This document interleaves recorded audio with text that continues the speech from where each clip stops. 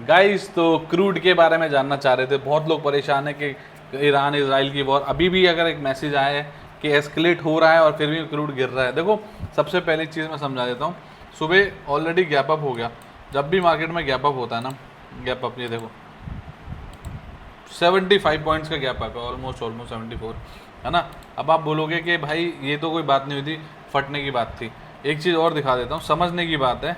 Market में crude ने देखो क्या करा था, नीचे से काउंट करोगे ना आप तो अप्रॉक्सीमेटली 618 पॉइंट्स, ठीक है। फिर और काउंट कर लीजिए, ऑलमोस्ट 450 पौने 400 के करीब मूव था। फिर ऊपर कैलकुलेट करके देख लीजिए एक बार आप, 300 पॉइंट का मोटा मोटा पूरे दिन भर में 1200 पॉइंट का मूवमेंट, उसके बाद फिर 70 पॉइंट का मूवमेंट। अब आपको क्या लगता है कि मार्केट में करेक्शन नहीं आएगा? ईरान इजराइल की वॉर बहुत पुरानी है, अभी रिसेंट में स्टार्ट हुई है, इसलिए एकदम से इम्पैक्ट आया। वॉर चलती रही, मैंने बोला अगर सस्टेन करती रही, एस्केलेट होती रही, एक ही दिन में कैसे रिएक्शन आ जाएगा? पहली चीज़ तो ये थी। दूसरी चीज़ क्या है ना कि जब तक ये दोनों लेवल, 1-2 लेवल है ना, ये दोनों लेवल नहीं टूटेंगे जब तक नेगेटिव नहीं होगा। आप टेंशन मत लीजिए, बस ये है कि आपने कॉल ले रखा है, अब मार्केट गिर रहा है तो ये देखो आज एक्सपायरी है, पहली चीज़ तो उसको ट्रेड भी नहीं करना था, बट फिर भी अगर आपने नेक्स्ट एक्सपायरी के लिए रखी है तो आप वेट तो करो, लेवल्स का आएगा। बाइंग का एरिया इनके पास है, यहाँ पे एक बार मार्केट को सस्टेन होने दो।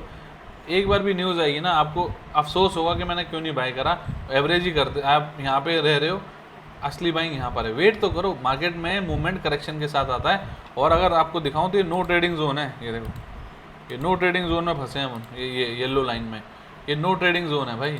तो आप परेशान मत होइए। मेजरली मैंने आज क्रूड अपने लाइव क्लास में भी जो बच्चों को पढ़ाता हूँ उनको भी बताया था, क्रूड में कुछ नहीं करना, करना किसमें, नेचुरल गैस में। देखिए उनको मैंने सुबह ही बोल दिया था, ठीक है, क्या कि कोई भी पुट में नहीं लेगा, नीचे नहीं लेगा कि भैया इतना बड़ा गैप अप हुआ है ना। आप तो 295 पे थे, मेरा टारगेट वो हो चुका है।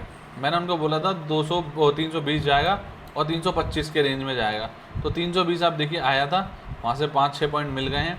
फिर वापस बाउंस मार दिया है, हमारे सपोर्ट तो रह गई ना यार, वहाँ से बाउंस मार दिया। अभी भी वॉल्यूम अच्छा है उसमें, अगर ये जाता है 325 तक, हम 325 तक कोई बाय नहीं करेंगे, मैं आपको बताता हूँ बाय। अभी सेल एट बाउंस का कॉन्सेप्ट चालू है, ठीक है। आप देखिए रेजिस्टेंस पे है, हम वही काम करते हैं, रेजिस्टेंस पे सेलिंग का काम, जो मैंने आपको पहली वीडियोस में भी सिखा रखा है। तो इनको कैसे पढ़ते हैं, क्या करते हैं, ये आपको समझना पड़ेगा। क्रूड और नेचुरल गैस मंथली एक्सपायरी में आते हैं, ये निफ्टी की तरह नहीं चलते कि तुरंत गिरते हैं तुरंत बढ़ते हैं, नहीं, इनमें टाइम लगता है, इनमें बिल्डअप्स होते हैं और फिर धीरे धीरे ये अपना रिएक्शन दिखाते हैं।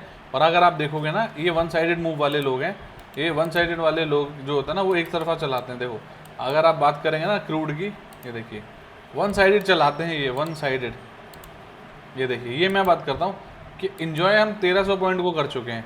अगर थोड़ा बहुत रेड होता है तो आप मानिए ना, इतनी बड़ी रैली के बाद अगर करेक्शन नहीं आएगा रेजिस्टेंस के पास तो कहाँ पे आएगा?